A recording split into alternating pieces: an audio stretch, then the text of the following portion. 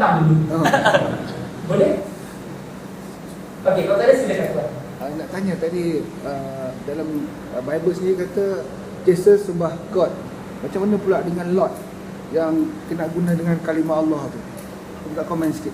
Okey, sekarang ni kalau kita tengok dalam Bible bahasa Inggeris, biasanya Jesus akan dipanggil sebagai Lord dan Tuhan Bapa tadi akan dipanggil sebagai God. So bila mereka nak terjemah dalam bahasa Melayu, Lord tadi mereka nak terjemah sebagai Tuhan dan God tadi mereka nak terjemah sebagai Allah. Itu hujah daripada orang Kristian. Dalam isu kalimah Allah sekarang ni, dia ada dua soalan yang berbeza. Soalan pertama, bolehkah orang bukan Islam menggunakan kalimah Allah? Itu satu soalan. Soalan kedua, adakah wajar perkataan God dalam bahasa Inggeris Bible terjemah bahasa Melayu sebagai Allah? Dua soalan yang berbeza. Pada pandangan saya sebut pandangan saya sebab ini ada perbezaan pandangan di kalangan orang Islam. So saya kata pada pandangan saya, isu sebenar bukan soalan nombor satu. Nombor satu bukan isu langsung. Dia isu sebenar soalan nombor dua saja. Tetapi sekarang ni orang Islam dah mula bergaduh pasal soalan nombor satu. Nak Muslim boleh ke tak boleh guna kalimah Allah? Pada pandangan saya, bukan Islam boleh guna kalimah Allah bila mereka merujuk kepada Allah sesuai dengan sifatnya sebagai Allah. Hujah saya dalam surah Al-Ankabut surah nombor 29 ayat nombor 61 ayat nombor 63, dalam surah Az-Zumar surah 39 ayat nombor 38, dalam surah Zukhruf surah 43 ayat nombor 87, Allah Subhanahu wa taala berfirman, kalau kamu bertanya mereka yakni musyrikun, siapakah yang menciptakan langit dan bumi? Nescaya mereka kata Allah. Siapakah yang turunkan hujan daripada langit? Nescaya mereka kata Allah. Tetapi mereka tak beriman Allah. Nampak tak? Dan kemudian kalau kita lihat sebagai contoh, kalau orang Kristian yang kata Allah ada anak, saya tak setuju. Saya tak setuju bila orang Kristian kata Allah ada anak. Hujah saya surah Maryam surah 19 ayat nombor 88. Allah Subhanahu wa taala berfirman yang bermaksud sungguh jahat kata-kata mereka mengatakan Allah ada anak. Langit nak meletup, gunung nak hancur, bumi nak terbelah. Nampak tak? Jadi kalau orang Kristian kata Allah ada anak, apa kita buat? Tak boleh duduk diam. So kita kena buat apa?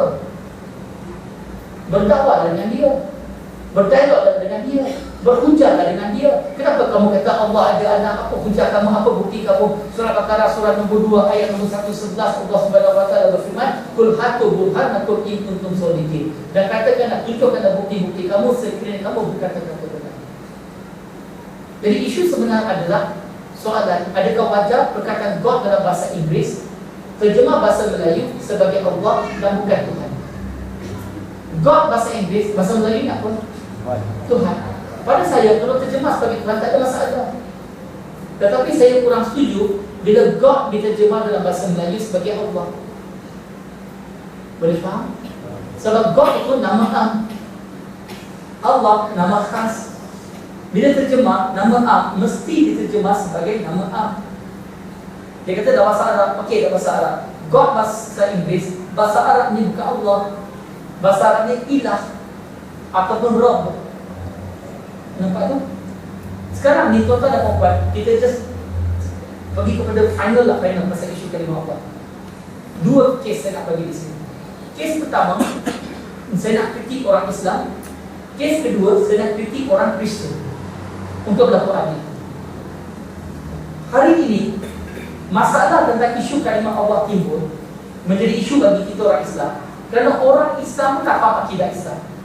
Dan kita takut orang Islam ni kalau baca Bible dalam bahasa Melayu ada Allah semua terpengaruh. Betul tak? Soalan ni tuan-tuan dan puan-puan, katakan kalau semua orang Islam di Malaysia, semua orang Islam faham akidah Islam, faham Islam, kalau orang Kristian guna kalimah Allah, jadi isu ke tak jadi isu? Tak jadi isu. Jadi kelemahan pada kita sebenarnya. Bila orang Islam tak faham akidah Islam, itu salah siapa? Salah Kristian, betul? Salah Yahudi, betul? Bukan. Sebab kita ni suka menyalahkan orang lain, tetapi kita kurang sikap nak bertanggungjawab. Bila orang Islam tak faham akidah Islam, itu salah kita, kelemahan pada kita. Kenapa orang Islam sendiri tak faham akidah Islam? Itu tanggungjawab kita untuk mengajar dia. Tuan-tuan dan puan-puan, kalau syaitan berbisik untuk menyesatkan manusia, bolehkah kita menyalahkan syaitan? Tak, dia buat kerja dia. Itu kerja dia. Syaitan rajin. Syaitan istiqomah. Yang jadi masalah, orang Islam hari ini tak tahu kerja. Orang Islam di zaman Nabi Muhammad, di zaman Nabi Muhammad, syaitan rajin ke tak rajin? Rajin. Hari ini syaitan rajin ke tak rajin? Rajin. Syaitan tak berubah, sama aja. Orang Islam di zaman Nabi rajin ke tak rajin? Rajin. Mereka amal Islam dengan pahaman atau tidak? Mereka faham. Hari ini orang Islam tak rajin, tak faham. So yang jadi masalah, faktor dia adalah orang Islam. Itu kritikan pada orang Islam. Sekarang kritikan kepada Kristian untuk berlaku adil. Kalau kita guna kalimah Allah dalam Bible, apa kata itu? Saya bagi 2-3 contoh. Contoh pertama, tuan-tuan dan puan-puan. Gospel of John chapter 14 verse 20 yang saya sebut tadi. Jesus kata, my father is greater than I. Tukar my father jadi Allah. Artinya Allah is greater than Jesus.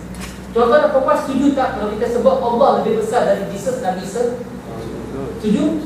Jesus dengan Nabi Isa orang sama, ya? Allah lebih besar daripada Jesus. Setuju tak? Setuju. Sebagai orang Islam, kita ada masalah. Saya tanya orang Kristian dalam forum terbuka, saya tanya, do you agree Allah is greater than Jesus? Dia pun tak setuju. Kalau you kata God is Allah, then what is your problem untuk kata Allah is greater than Jesus? Because that is what Bible teach. That's what Jesus say in the Bible. Saya bagi satu lagi. Jesus pray to God. Ingat tadi? Tukar God jadi Allah. Artinya Jesus pray to Allah. Tuan-tuan dan puan-puan, ada masalah tak Jesus menyembah Allah? Tak ada masalah. Saya pun tak ada masalah. Tanya orang Kristian, do you agree Jesus pray to Allah? Oh, sebab kalau dia setuju Jesus pray to Allah, akan nampak Jesus tu Muslim, Jesus tu orang Islam. Surah Baqarah surah nombor 2 ayat nombor 136, semua Nabi-Nabi adalah Muslim. Termasuk Nabi Isa disebut dengan nama dalam Al-Quran adalah Muslim. Subhanallah. Sekarang ni bila kita guna kalimah Allah dalam Bible, siapa untung? Islam. Orang Islam untung. Dengan syarat orang Islam buat kerja dakwah. Kalau orang Islam tak buat kerja dakwah, sia-sia lah. Orang Islam buat missionary, kita rugi, dia untung. Nampak tuan-tuan dan puan-puan? Clear benda ni? Jelas? Kita pernah dalam forum, kita tanya dengan orang Kristian, you kata your God is Allah? Dia kata yes. Say la ilaha illallah. There is no God other than Allah. Oh, I cannot say that because your Allah and my Allah is different. Tahu pula. Okey, nampak tuan-tuan dan puan-puan? Ini jawapan secara sangat ringkas. Biasanya ceramah ni sejam lebih untuk kalimah Allah. Jadi saya bagi ringkas saja tuan-tuan dan puan-puan. Setakat ini saja masa yang mengizinkan kita. Tuan-tuan dan puan-puan, ya tuan.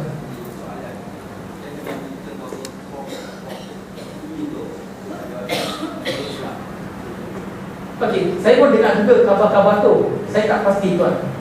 Sebab dalam surah Hujurat surah 49 ayat nombor 6, Allah Subhanahu Wa Taala berfirman, apabila seseorang fasik membawa berita kepada kamu, maka siasatlah berita itu terlebih dahulu.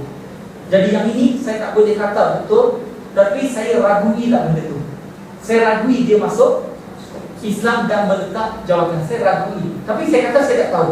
Wallahu bisawab. So saya tak berani kata sesuatu tu ya atau tidak tanpa ada pengetahuan. So kita siasat dulu, tengoklah dari segi masa apa fakta-fakta yang terbit. Dan kalau dia masuk Islam, alhamdulillah, subhanallah, InsyaAllah. Kalau dia tak masuk Islam, jangan kita buat lemah semangat.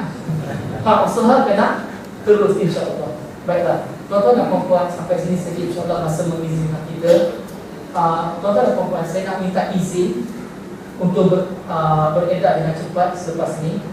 Sebab sebenarnya kereta saya rosak tadi.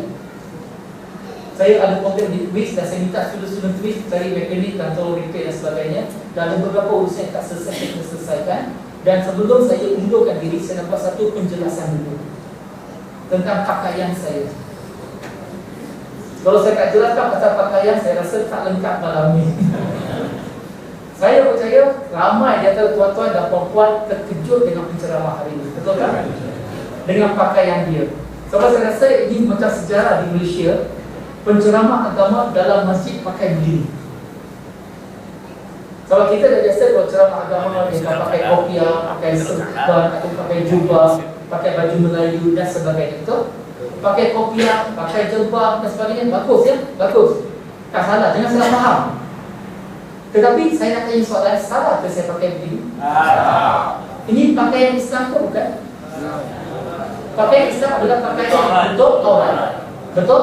Kalau daripada hadis kita tahu Nabi pernah diberikan jubah rom, jubah pasi dan baginda pakai juga jubah baju. Setuju? Okey. Dan saya sebenarnya sengaja berpakaian begini tuan-tuan. Sengaja. Dah baru beberapa bulan. Dulu badan saya besar. Itu tengok gambar tu nampak macam lain sikit dah. Dulu memang besar. Dalam masa beberapa bulan ni dah hilang 20 kg lebih. Diet. Jangan tanya soalan macam diet pula. Okey, alhamdulillah. Jadi kita dah badan dah slim begini, boleh dah pakai fit dan sebagainya. Saya pakai begini tuan-tuan dan puan-puan sebab saya nak mendekati yang jauh. Selalu saya tengok kita buat program di masjid, di surau dan sebagainya, yang datang dengar siapa? Yang nak okey-okey lah, datang dengar. Sasaran kita macam Bosia, Marempik, Penagih Dadak datang tak? Tak datang.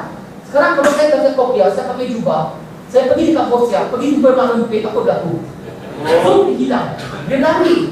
Tapi kalau saya pakai begini, saya jumpa dengan dia pun rasa selesa lah. Terkejut satu benda. Bagi tak sempat lari, dah terkejut dulu.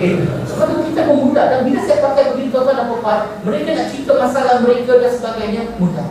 Tuan-tuan dan perempuan, mak rempik, minat rempik, Bosia, Bojan, orang yang buang bayi, yang minum arak, yang berzina, yang bergelumang dengan dosa, yang menjadi penagih dadah, mereka ni siapa?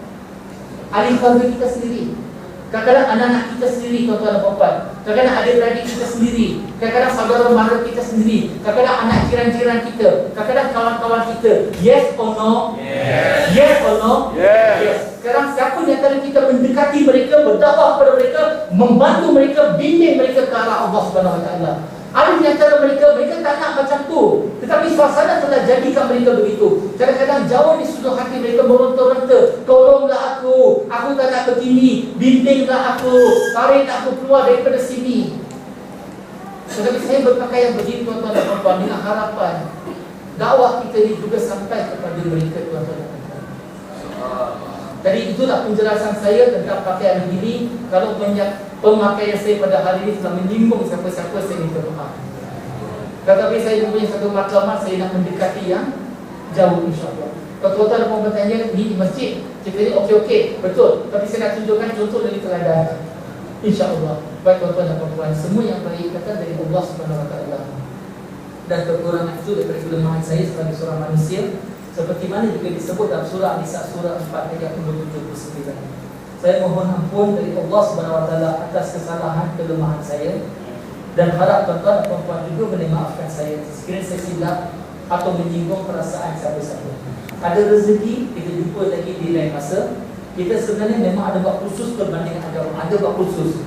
Kalau tuan-tuan dan puan-puan berminat nak ikuti kursus, saya boleh bagi nombor telefon rakan saya. Sebenarnya ada dulu di belakang, saudara Mas Yuri. Dia seorang lecturer daripada Twin Tech sebenarnya. Okey. Saya bagi nombor telefon dia, kalau berminat boleh berhubungan dengan dia. Nombor telefon dia, kalau ada kertas dan pen boleh tulis, kalau ada handphone pun boleh salin dengan handphone, boleh rakam dengan handphone insya-Allah. Nombor dia 013 615 9030. Nama dia Mas Yuri. Saya ulang sekali lagi. Nombor telefon dia adalah 013 615 9030. Berada Mas Yuri. Tuan-tuan dan puan-puan, saya terpaksa bergegas sekarang sebab ada beberapa urusan lain yang terpaksa diselesaikan dengan segera. Saya minta maaf ya, tak dapat bersama-sama dengan tuan-tuan dan puan-puan dalam solat Isya ini. Boleh ya tuan-tuan dan puan-puan?